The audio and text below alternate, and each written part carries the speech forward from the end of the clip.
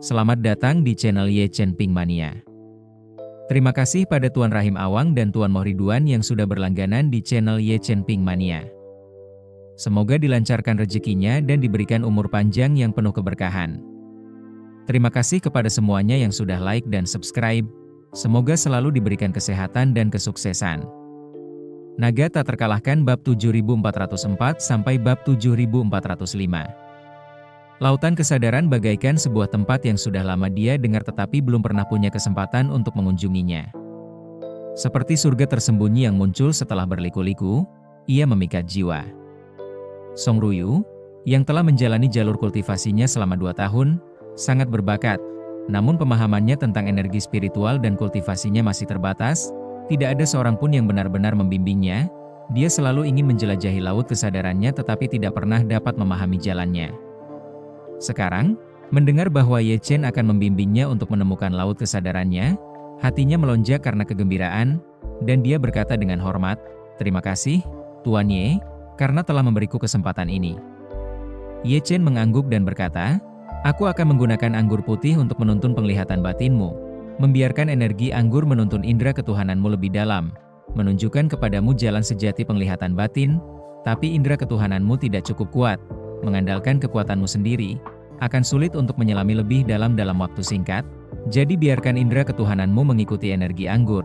Jika kamu tidak bisa maju, aku akan mendorongmu dari belakang."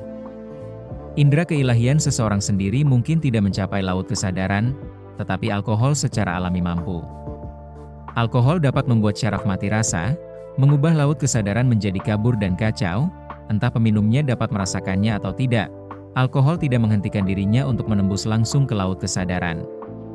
Song Ruyu memahami penjelasan Ye Chen dan berkata tanpa ragu, "Kalau begitu aku akan mulai melihat dari dalam sekarang. Aku sepenuhnya bergantung pada Tuan Ye."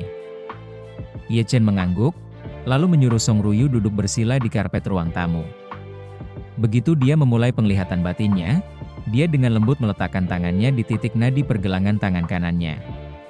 Pada saat itu, Song Ruyu merasa seakan-akan berada di lautan dengan daya apung yang luar biasa.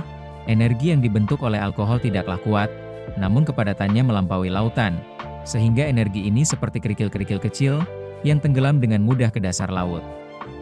Namun indera keilahiannya ibarat rakit karet yang mengembang. Semakin keras ia berusaha mengikuti energi alkohol menuju dasar laut, semakin besar pula daya apung lautan itu. Kadang-kadang, setelah melelahkan dirinya hingga tenggelam sedikit, ia masih jauh dari dasar. Namun penenggelaman ini tidak bisa dilakukan setahap demi setahap. Saat dia melemah sedikit saja atau merasa kekuatannya melemah, daya apung yang luar biasa akan langsung menarik kembali akal sehatnya ke permukaan. Dia telah menggunakan seluruh tenaganya, tetapi di lautan yang kuat ini, setiap meter penurunan harus dibayar dengan harga yang sangat mahal. Tepat saat ia merasa tidak dapat bertahan lagi dan hendak ditarik kembali ke permukaan oleh kekuatan dahsyat itu, tiba-tiba gelombang energi dahsyat mendorong punggungnya, mendesaknya dengan kuat ke laut dalam. Dia langsung menyadari, ini Ye Chen yang sedang bergerak. Sensasi terjepit di dalam air ini tidak menyebabkan Song Ruyu panik, sebaliknya, hal itu membuatnya gembira. Dibandingkan dengannya, energi spiritual Ye Chen sangatlah berbeda. Saat energi spiritual Ye Chen mengalir masuk, ia bagaikan tangan raksasa, mirip telapak tangan Buddha, menekannya dengan kuat dan cepat ke dalam laut. Tak lama kemudian, rasa keilahiannya mencapai tingkat yang belum pernah dilampauinya sebelumnya. Bagi para pembudidaya, jalan yang mereka tempuh penuh dengan rintangan yang tak terhitung jumlahnya, dan laut dalam ini merupakan rintangan besar pertama yang mereka hadapi. Sepanjang sejarah, banyak sekali pembudidaya yang telah berdiri di depan laut dalam ini dan berbalik kembali. Kalau dia tidak bisa mendalaminya, ia tidak akan pernah bisa maju lebih jauh, dan tidak akan pernah mencapai alam berikutnya. Namun kali ini, didorong oleh energi spiritual Ye Chen, kesadaran ilahi Song Ruyu melonjak menuju dasar laut dalam. Meski laut dalam merupakan sebuah metafora, itu adalah metafora yang tepat. Saat indera keilahian Song Ruyu menggali lebih dalam, tekanan, bagaikan tekanan samudra dalam, tumbuh semakin kuat, hampir membuatnya kewalahan. Terima kasih masih menyimak channel Ye Chen Ping Mania.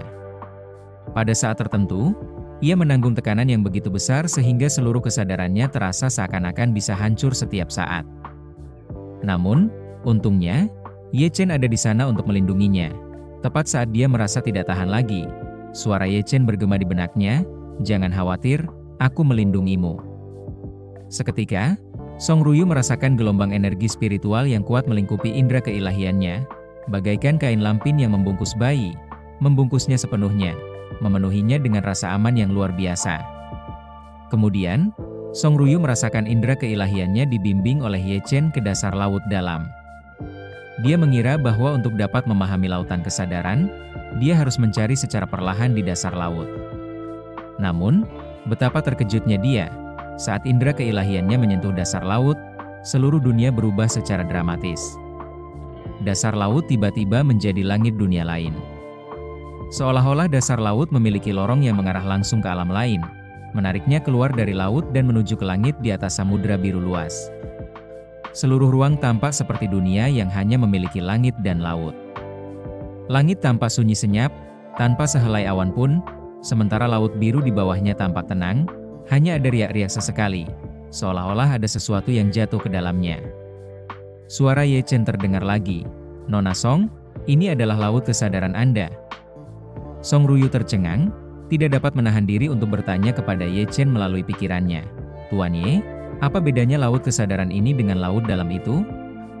Ye Chen terkekeh, "Keduanya adalah lautan, tapi lautan sebelumnya adalah rintangan, lautan ini adalah tujuanmu yang sebenarnya."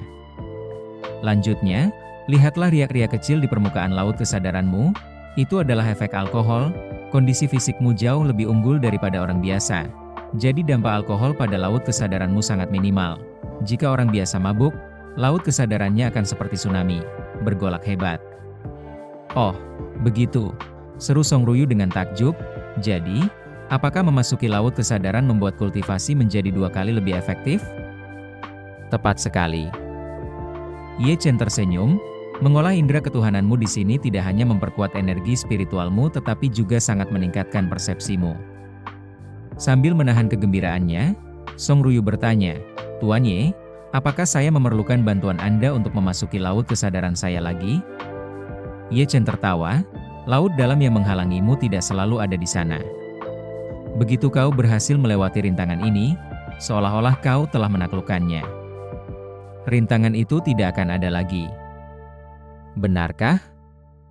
Song Ruyu sangat gembira, berkata, "Jadi, mulai sekarang, aku bisa datang ke sini hanya dengan penglihatan batin dengan indera ketuhananku?" "Ya," jawab Ye Chen, "ini seperti mempelajari rute. Begitu Anda tahu jalannya, kembali akan jauh lebih mudah." Dengan itu, Ye Chen menasihatinya, "Luangkan waktu untuk merasakan laut kesadaranmu, menyelaminya dari sini, membenamkan dirimu, dan kamu akan mendapatkan hadiah yang tak terduga." Dipenuhi dengan antisipasi, Song Ruyu menggerakkan indera keilahiannya, merasa seolah-olah dia jatuh dari langit menuju laut kesadaran. Rasanya seperti terjun bebas dari ketinggian 10.000 meter, namun hatinya tidak dipenuhi rasa takut. Sebaliknya, ia menikmati kebebasan tanpa batas saat turun. Saat indera ketuhanannya terjun ke dalam laut kesadaran, tidak terjadi benturan keras atau cipratan air seperti yang diharapkannya. Saat indera ketuhanannya menyentuhnya, benda itu seakan menjadi bagian dari laut kesadaran, menyatu dengan sempurna dalam sekejap. Pada saat itu, dia merasakan seluruh keberadaannya, seluruh indera keilahiannya, bermandikan angin musim semi. Keadaannya sungguh luar biasa tentram. Dia tidak dapat menahan rasa takjub dalam hatinya. Jadi inikah keajaiban penglihatan batin ke dalam laut kesadaran? Kalau bukan karena Tuan Ye, aku mungkin tidak akan pernah mengalami keajaiban ini seumur hidupku. Bersambung.